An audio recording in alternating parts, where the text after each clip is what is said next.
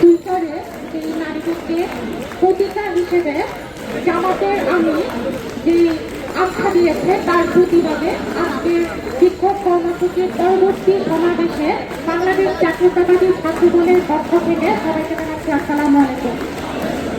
অধ্যক্ষ ভারাক্রান্ত মনে আজকে আসলে আমাদের এই 24 পরবর্তী সময়ে খুবই লজ্জার পর্যায়ে দাঁড়িয়ে আমাদের একটা স্বাধীনতা বিরোধী শক্তির বিরুদ্ধে আমাদের বিক্ষোভ মিছিল করতে হয়েছে। যারা কখনো বাংলাদেশের স্বাধীনতা কখনো চায় না, যারা নারীদের কখনো ক্ষমতায়ন চায় না, যারা নারীদের কখনো স্বাধীনতা চায় না, যারা নারীদের কোনো অর্থনৈতিক স্বাবলম্বী হোক তারা চায় না, তাদের কাছে নারীরা সবসময় প্রতিকার মতো। আমি তাদের কাছে একটা প্রশ্ন রাখতে চাই।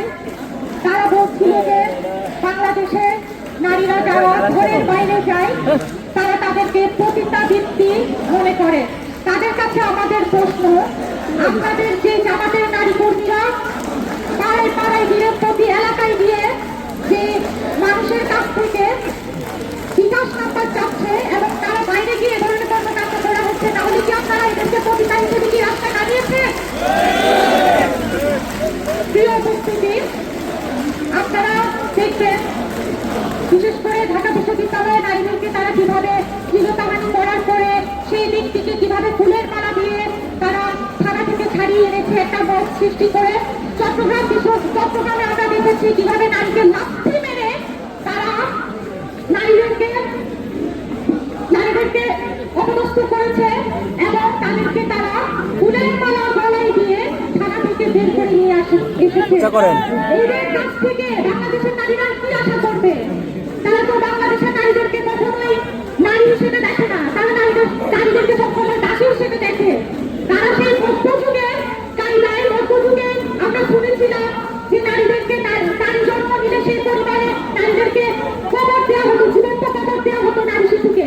তারা কি সেই যুগে আমাদেরকে ফিরিয়ে নিতে চাচ্ছে? সেই যুগ আর এই যুগ এক না।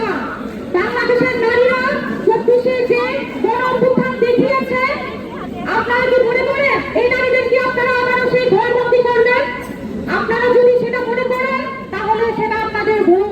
বাংলাদেশের নারীরা 71-এ যেমন সামনে থেকে দেশকে স্বাধীন করেছে, 24-এও বাংলাদেশের নারীরা স্বাধীন করেছে।